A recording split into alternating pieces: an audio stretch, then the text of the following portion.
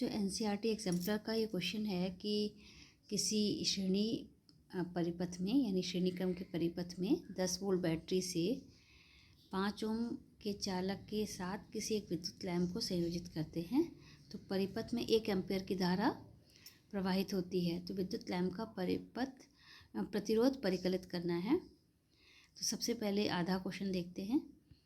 तो एक लैंप है, 5 ओम का प्रतिरोध है और वो 10 वोल्ट के सोर्स से बैटरी से जुड़ा हुआ है, ठीक है। और इसमें जो धारा बह रही है वो दे रखी है 1 एम्पीयर। तो पूछा क्या गया है, इस लैंप का प्रतिरोध पूछा गया है। सबसे पहले हम लोग क्या करेंगे, लैंप के प्रतिरोध को L मान लेते हैं, RL माना लैंप का प्रतिरोध RL है, ठीक है। ये दोनों श्रेणी क्रम में लगे हैं तो इनमें दोनों में धारा समान बहेगी। तो सबसे पहले हम लोग देख लेते हैं कि इसका तुल्य प्रतिरोध क्या होगा। तो इसका प्रतिरोध तो RL है और इसका प्रतिरोध है 5 ओम, ठीक है। इसका प्रतिरोध RL मान लेते हैं, RL है 5 ओम, ये दोनों श्रेणी क्रम में हैं। तो मान लेते हैं दोनों श्रेणी क्रम में है तो इनका तुल्य प्रतिरोध कितना हो जाएगा, परिपथ का तुल्य प्रतिरोध जो हो जाएगा ये हो जाएगा R = RL + 5, ठीक है। अब हम लोग को धारा निकालनी है, ओम्स लॉ लगा देते हैं, I = V/R। तो V की वैल्यू है 10 और R की वैल्यू है RL + 5। I की वैल्यू ऑलरेडी गिवन है 1 एम्पियर, तो I1 = हो जाएगा 10/RL + 5। क्रॉस मल्टीप्लाई करके हम लोग RL की वैल्यू निकाल लेते हैं जो कि आती है 5 ओम। तो हमको क्वेश्चन के फर्स्ट पार्ट का आंसर मिल जाता है कि लैंप का प्रतिरोध क्या होगा। अब सेकेंड पार्ट में क्या पूछा गया है कि एक 10 ओम का एक प्रतिरोध है, चालक के श्रेणी क्रम संयोजन के समांतर जोड़ दिया जाता है। यानी कि ये जो श्रेणी क्रम का संयोजन है, श्रेणी क्रम का संयोजन है, इसके समांतर में क्या जोड़ दिया गया है, एक 10 ओम का प्रतिरोध जोड़ दिया गया है। देखिए इस तरह से कुछ डायग्राम बनेगा, सर्किट डायग्राम। 10 ओम का प्रतिरोध हमने इसके समांतर क्रम में जोड़ दिया है, ठीक है। अब देखते हैं क्या पूछा गया है। तो पूछा गया है तो 5 ओम के चालक तार में बहने वाली धारा पर क्या प्रभाव पड़ेगा और लैंप के सिरों के बीच विभवांतर पर भी क्या प्रभाव पड़ेगा, कारण भी दीजिए। अब पूछा गया है कि क्या लैंप में बहने वाली धारा पर, 5 ओम में बहने वाली धारा पर कुछ प्रभाव पड़ेगा क्या नहीं कि नहीं, और लैंप के सिरों के बीच विभवांतर पर कुछ प्रभाव पड़ेगा या नहीं, ठीक है।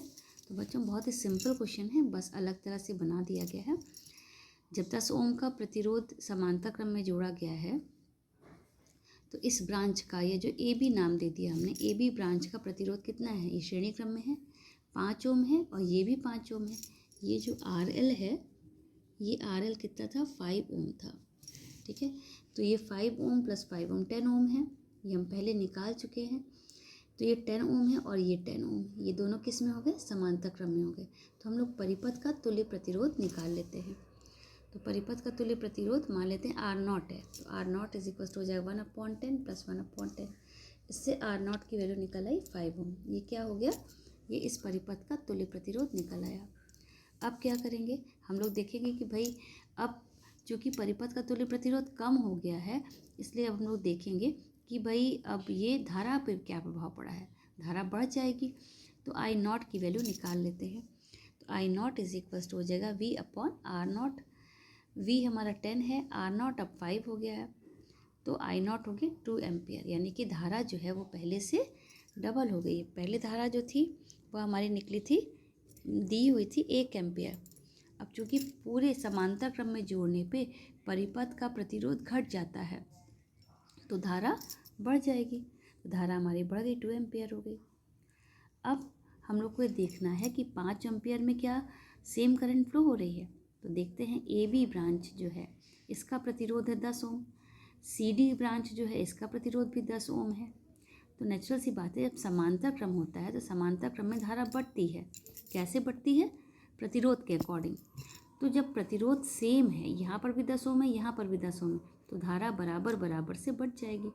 तो I1 = I2 हो जाएगा। वैसे हम लोग इसको कैलकुलेट करके भी दिखा सकते हैं, लेकिन आप जब प्रतिरोध समान है तो सिंपल लिख देंगे कि I1 और I2 बराबर बराबर बटेंगे। तो I2 एम्पियर करंट थी, तो 1 एम्पियर इसमें चली जाएगी और 1 एम्पियर इसमें चली जाएगी, यानी I1 भी 1 एम्पियर होगा और I2 भी 1 एम्पियर होगा। अब I1 धारा जो है वो इसमें प्रवाहित हो रही है, इस ब्रांच में, AB ब्रांच में, तो लैंप में भी 1 एम्पियर की धारा जा रही है और 5 ओम में भी 1 एम्पियर की धारा जा रही है। क्यों? क्योंकि श्रेणी क्रम में धारा का मान समान रहता है। तो 5 ओम में भी 1 एम्पियर की करंट फ्लो हो रही है। पहले क्या था? पहले दी हुई करंट जो थी 1 एम्पियर थी और जो धारा इसमें 1 एम्पियर की फ्लो हो रही थी। तो पहले भी 5 ओम में 1 एम्पियर धारा प्रवाहित हो रही थी और अभी सेकंड केस जो है इसमें भी 1 एम्पियर की धारा प्रवाहित हो रही है। तो इसका मतलब 5 ओम में बहने वाली धारा में कोई भी चेंज नहीं होगा, कोई भी परिवर्तन नहीं होगा। ठीक है, तो ये I1 और I2 बराबर हैं, यानी कि कोई बदलाव नहीं होगा, कोई परिवर्तन नहीं होगा। अब हम लोग को लैंप के सिरों के बीच विभवांतर निकाल लेना है। तो लैंप के सिरों के बीच विभवांतर V = I × R का फॉर्मूला लगाएंगे। I कितनी है लैंप में? I1 है। लैंप के सिरों का लैंप का प्रतिरोध कितना है? 5 ओम है। I1 कितना है? 1 एम्पियर है। तो लैंप के सिरों के बीच विभवांतर मान लिया VL है, तो इस जगह I1 × RL, तो इस जगह 1 × 5, यानी कि VL = 5 वोल्ट। अब यहाँ पर देखते हैं पहले केस में हम लोगों ने प्रतिरोध निकाला था 5 ओम, करंट फ्लो हो रही थी 1 एम्पियर, तो इसके सिरों के बीच प्रतिरोध कितना हो गया था? 5 वोल्ट हो जाएगा। तो 5 वोल्ट अभी भी है और 5 वोल्ट सेकेंड केस में भी है। तो इसका मतलब कि लैंप के विभवांतर में भी कोई बदलाव नहीं होगा। ठीक है, तो आप लोग इस की एक फ़ोटो ले लीजिए। ये मैं पूरा क्वेश्चन एक साथ दिखा देती हूँ आप लोग को। आई होप कि आप लोग को क्वेश्चन का आंसर समझ आ गया होगा। तो सिंपल कॉन्सेप्ट था, बस क्वेश्चन को थोड़ा सा बदल के दे दिया गया था। तो आप लोग बस ध्यान से करेंगे और सब अच्छे से निकल आएगा।